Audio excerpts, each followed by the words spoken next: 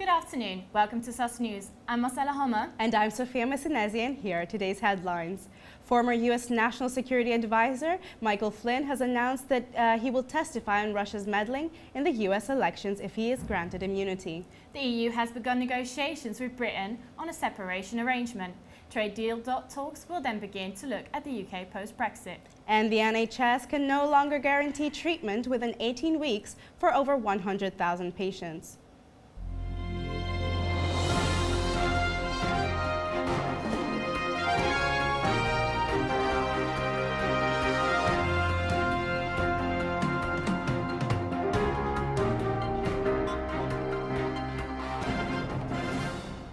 Brighton I-360 has been forced to close for the third time on Saturday.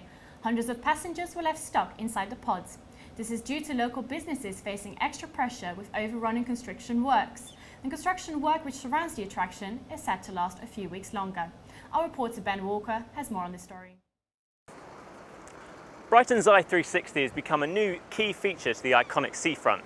However, the tower has been forced to close for a fifth time in 8 months due to yet another temporary fault, and the surrounding construction work is set to overrun, forcing additional pressures on local businesses. Around 200 passengers were stuck inside an I-360 pod on Saturday afternoon, and the tower was reopened on Wednesday after an unspecified fault was resolved. Surrounding construction work around the ride to replace bricks to match the I-360 has also been confirmed to now overrun into the Easter holidays, costing these local businesses thousands of pounds in lost customers. The original date of completion was April 3rd, however the date has now been pushed back to April 13th. The council blamed this delay on bad weather conditions and stated that the delay is an inevitable hazard of working on a seafront at this time of year. We asked local opinion on the I-360 and how the ride has affected them. We think it's fantastic. We think that everything they're doing on the seafront here is just brilliant. It's going to open it up for everybody. I was here when they were still erecting it, and I thought then, not a good idea. And now that it's all done, I believe, I'm thinking, what a waste of money. It's clear that the tower has sparked a number of mixed opinions, and it must be questioned that once construction works have been completed, will the end result have still been worth it? Ben Walker, Sussex News, Brighton. Michael Flynn, retired Army Lieutenant General and previous National Security Advisor to President Trump, has released a statement through his lawyer stating that he is willing to testify on alleged connections between Russia and the Trump campaign in exchange for immunity. Flynn was let go from his post in February for misleading the White House about talks he held with Russian envoy Sergei Kislyak. Robert Kellner, the lawyer representing Flynn, says his client has a story to tell. Flynn's links to Russia ties into a larger investigation being carried out by the FBI. They are looking into claims that Moscow meddled and helped Donald Trump with the U.S. presidential election. Flynn's connections to Russia have been exposed and are deemed questionable. In 2015, Flynn was paid $68,000 in fees and expenses by companies linked to Russia, such as television network Russia Today. 2 months before Donald Trump got the presidency, Michael Flynn went on to NBC Meet the Press to discuss the partial immunity granted to one of Hillary Clinton's aides and stated, "When you are given immunity, that means that you've probably committed a crime." Residents of Peacehaven spoke out about their concerns on the plans to build new homes. Simon Kirby, the MP for Kemptown, said it could have a possible impact on local infrastructures. Our correspondent Harry Allen has more on the story. Plans for 450 new properties to be built in Peacehaven have recently been put in place by Barratt Homes.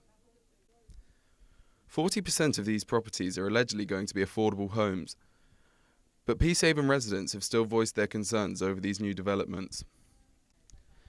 People living there currently have said they are worried that the area will become overcrowded, with thousands of new people living there if the developments go ahead.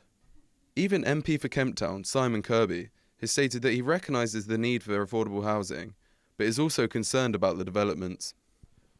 The new properties are an effort to decrease the national price of homes, which have dropped this March for the first time in over 2 years. This has been Harry Allen reporting for Sussex News. Trade deal talks for Brexit will begin soon, setting the tone for the 2 years of negotiations. The EU Council President Donald Tusk has argued for a phased approach to Brexit talks. Brexit was formally triggered this Wednesday. The UK has called for talks of the exit terms and the future of trade ties to be negotiated at the same time, but President Tusk has made it clear that that will not be the case. Draft guidelines will be sent to 27 nations and will await approval to terms such as the UK's financial bills with the EU, which is estimated to be £51 million. The NHS has announced that they are relaxing the requirements to treat non-urgent operations within 18 weeks. This means patients will have to wait longer for treatment. We have our reporter Emily Stoner live. So Emily, why have these changes occurred? Well, Simon Stevens is talking about these changes in regard to a 5-year strategy that he launched in 2014. And in the most recent progress report, he has said that the demand was rising at a quicker rate than expected, and so compromises had to be made.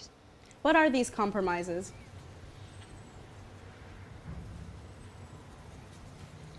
Well, Mr. Stevens is expecting that the wait for non-emergency procedures that are going to be longer than 18 weeks, saying that this could become even worse within the next few years. However, he also hopes to refer less people to hospitals, which over time will act to combat this wait list. Earlier today, I investigated these changes made by the NHS. In England, patients on the NHS are facing longer waits for hospital operations in a trade-off for improved care in other areas, Simon Stevens says. The NHS boss says that he can no longer guarantee treatment in the 18-week timeframe, which is currently set out as the national standard. Non-emergency treatments that will be affected include everything from minor surgery to hip and knee replacements, in hope that there will be quicker cancer diagnosis and A&E care. 360 patients are currently waiting longer than the 18 weeks set out. In an attempt to reduce the amount of people waiting, Mr. Stevens is asking GPs to refer less patients to hospitals if there are other options available, such as physio. I'm Emily Stoner, and this was Sus News. Hundreds of university lecturers are currently in strike in front of multiple Brighton University buildings. Members are in a dispute over redundancies and the downgrading of staff. They will also begin a work-to-contract rule in hopes to end unpaid evening and weekend work. The campaign is set to continue in the first week of summer term with a 2-day strike and is expected to develop for the remainder of the academic year. A spring market is going to be hosted for the first time at the level. The market will host locally made produce and collections, which will be open to the public all day on Sunday. The turnout is expected to be large. Frankie Youd has the story. A new monthly market will launch this weekend at the Level in Brighton.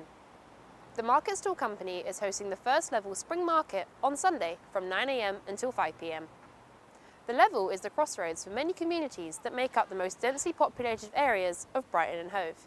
There are 50,000 households within the 15-minute walk of the park, giving traders the best opportunity to sell their wares to larger crowds. Organisers are hoping the event will boost popularity not only to the Brighton Park, but as well as businesses in the open market. The main ambition of this new event is to promote makers, traders and organisations from across Brighton and Hove. The market will be located on the east side of the park and will promote market traders and the community from across Brighton and Hove in what is considered to be one of the most vibrant public spaces. We spoke to a local resident to hear his thoughts on the upcoming event. I think it's a fab idea because it gives the small businesses like a chance to get some attention. I think it's a really nice thing to do for the community as well because it gets everyone out. It uses the massive space that the Level is. Visitors to the market can purchase locally made food and drink, arts and crafts, jewellery, vintage wares and clothing. There will be a number of hot food vendors while young children will be entertained with a selection of fairground rides and will-o'-wisp creative workshops. The weather for this weekend has been forecasted as sunny with highs of up to 12 degrees with a low chance of rain. So it is expected to be a popular event. The NHS can no longer guarantee treatment within 18 weeks for over 100,000 patients. The EU has begun negotiations with Britain on a separation arrangement. Trade deal talks will then begin to look at the UK post-Brexit. That's all your news for now. I'm Sophia Messinezi. And I'm Marcella Homma.